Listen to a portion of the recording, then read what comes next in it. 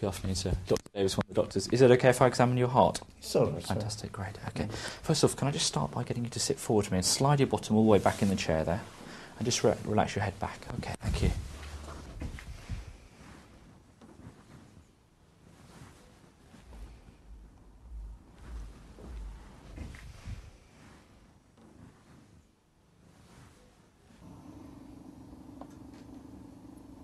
Good, sir. Right, so can I just start off by having a look at your hands, please? Thank you very much.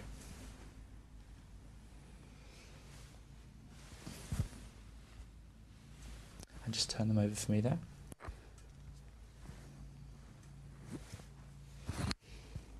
That's fantastic. And just put them down again there for me. Just going to feel the pulses in the wrist.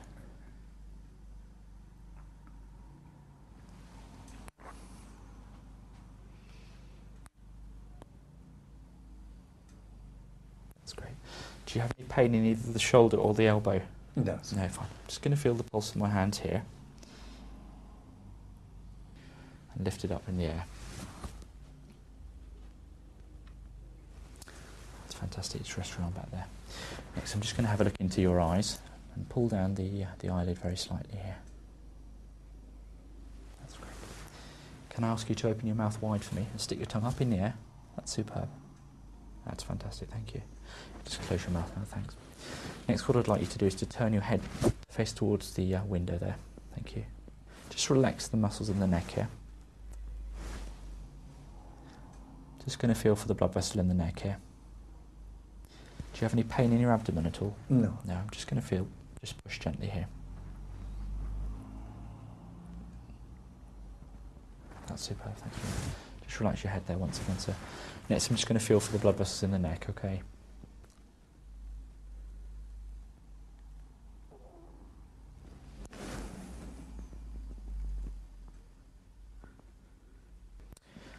Now I'm going to move on to feeling your heart itself. I'm just going to feel your chest wall. Do you have any pain or tenderness there at all? No. No, you don't. Okay.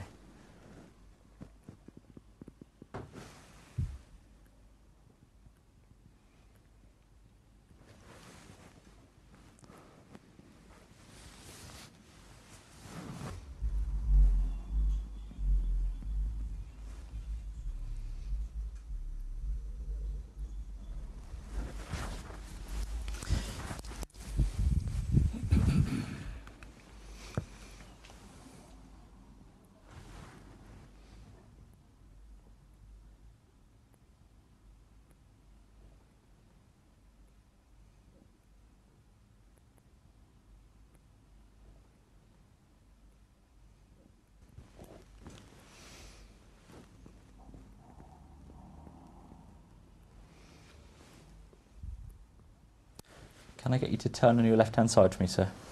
That's super, thank you.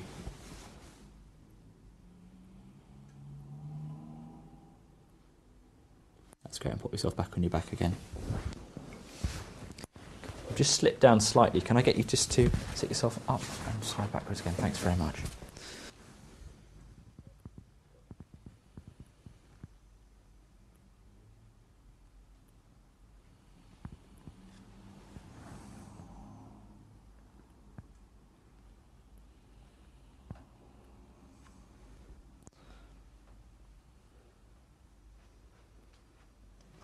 And sit yourself all the way forward. I'd like you to take a nice deep breath in through your mouth, and now out, and now stop breathing. That's great. Breathe normally. Thank you very much. Next, I'm just going to just listen to the backs of the lungs. Nice deep breath in, and out, and again, and out. That's fantastic, thank you. And finally, I'm just going to feel the base of the spine, okay, for any fluid. Let's pop yourself back down there, sir. Thanks very much.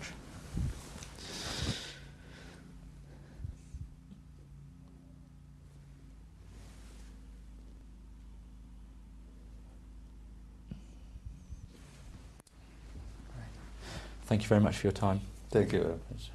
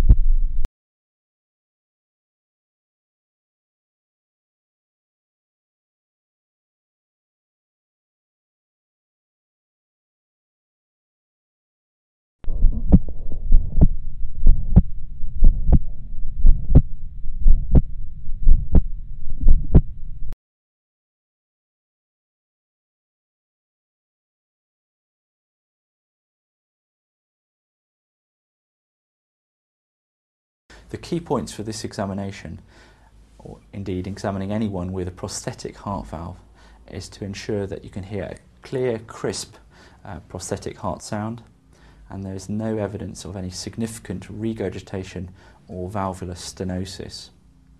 In addition to this, it's also important to ensure that the patient has no evidence of cardiac failure and that his heart rate and rhythm are well controlled. Patients with prosthetic valves are at risk of developing endocarditis, and one should always ensure that there is no peripheral stigmata of endocarditis present.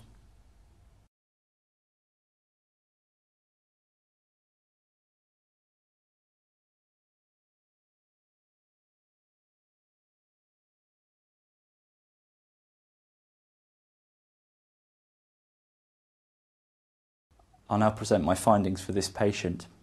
On visual inspection, this gentleman had a sternotomy incision, and indeed on close listening from the bedside it is possible to hear a prosthetic valve replacement. On auscultation, the metallic heart sounds were loudest over the aortic area. I could clearly auscultate a metallic second heart sounds. There was evidence of a soft ejection systolic murmur, loudest over the aortic area, with the breath held in deep expiration. The valve sounds were clean and crisp throughout. There was no evidence of any diastolic murmur, which would be consistent with aortic regurgitation. I was unable to auscultate any other valvular abnormality. There was no evidence of congestive cardiac failure in this subject. I was unable to identify any venous stripping, which would be consistent with a valve replacement in conjunction with coronary artery bypass grafting. In summary, this gentleman has a metallic aortic valve replacement. It is important with subjects with aortic valve replacements to continue follow-up on an annual basis. This should be carried out both in clinic with a departmental echocardiography examination. This will ensure that the valvular apparatus is working properly and to ensure that no significant stenosis or regurgitation is developing. It's quite likely that subjects with well-functioning prosthetic aortic valves with no evidence of a paraprosthetic leak and in valves which are well seated may well last for 15 years or more. In these subjects, anticoagulation with warfarin is ideal unless it is otherwise contraindicated.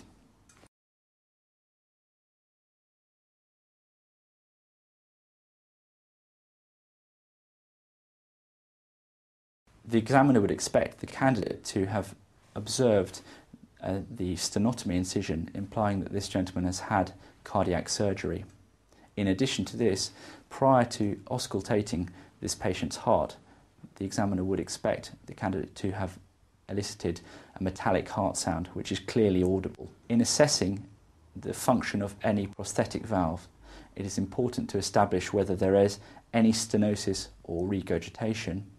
Finally, it is also important to elucidate if there's any signs of heart failure, which can be elicited by listening to lung basses, feeling for peripheral or sacral edema.